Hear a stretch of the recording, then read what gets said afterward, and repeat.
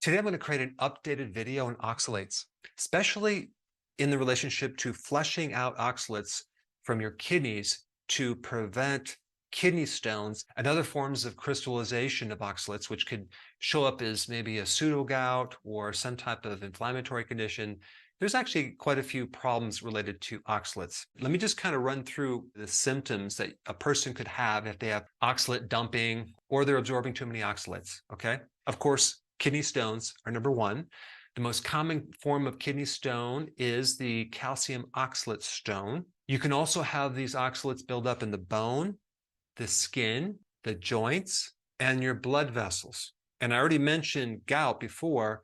Gout doesn't necessarily always have to come from uric acid. It could come from the oxalates irritating that joint. You can also have headaches from oxalates, eye pain, urinary pain, genital pain, muscle pain, as well as intestinal pain. So here's the thing. There's a lot of foods with oxalates, okay? I mean, it's in a lot of different plants. It's in fruits. It's not in meats.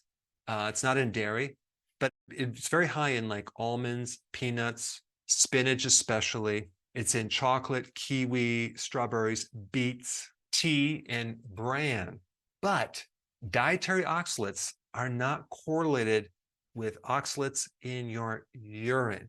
So in other words, they have not found that just because you consume foods high in oxalates, that you're going to have high oxalates in the urine to develop these problems. There must be some pre-existing damage to either your kidneys, liver, or your metabolism in some way that you're not able to process or deal with these oxalates like you should. And one aspect of that is in your gut. If you have dysbiosis, if you have a lack of certain microbes, especially the lactobacillus microbes, okay, and there's quite a few different ones, you may have a big problem degrading or breaking down oxalates in the intestine, and then they get reabsorbed into the blood and they end up in your kidneys. But you can also have a problem with the kidneys from having diabetes, prediabetes, insulin resistance, years of eating carbohydrates, etc., etc. So if the kidneys or liver is damaged, you may have a problem dealing with oxalates. And many people that go on the ketogenic diet and they start adapting to fat burning and ketones get rid of their problem with oxalates, but not everyone. So I'm going to give you a list of very important things that I think could really help you just by understanding this.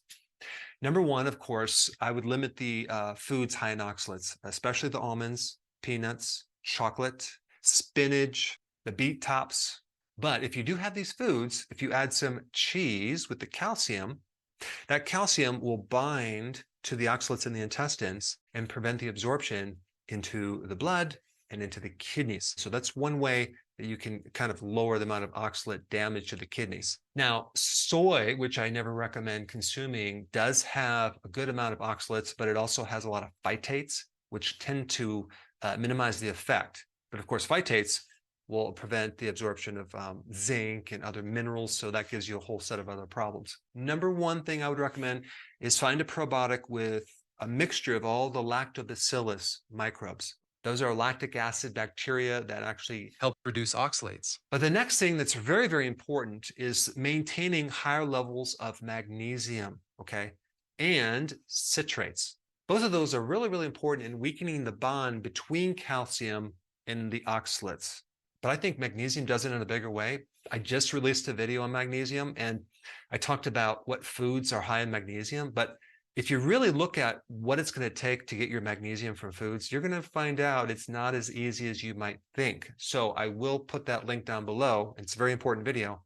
So you may want to take a magnesium glycinate supplement to help lower the risk of oxalates ending up in your kidneys.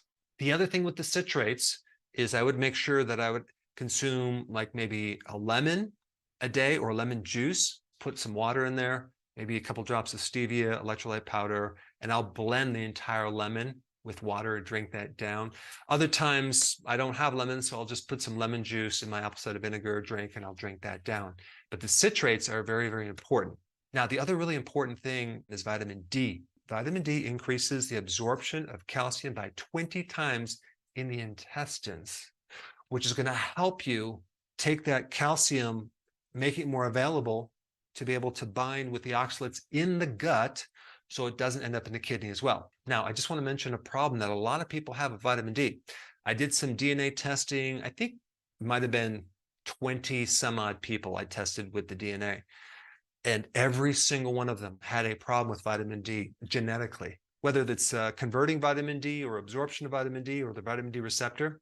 100% of those people had a problem genetically. And the name for that is a vitamin D polymorphism, which is a genetic issue dealing with vitamin D. And a vitamin D receptor polymorphism is a bioindicator of calcium oxalate stones, which is interesting. So in other words, there's a very high correlation between people that have stones and have a problem with vitamin D, probably because of the calcium absorption problem. So in addition to taking the probiotic with the lactic acid bacteria, lactobacillus, and the magnesium and the lemons, I would also recommend vitamin D, probably at least 10,000 IUs every single day. And then on top of all that, I would recommend consuming minimally 2.5 liters of fluid every single day, just to keep your urine diluted enough so you don't have any type of super concentration or consolidating effect of that calcium binding with that oxalate. If you keep your urine diluted, then you won't get a kidney stone. Now, because of the censoring and the suppressing of the algorithms on YouTube, it's becoming more difficult to find my content.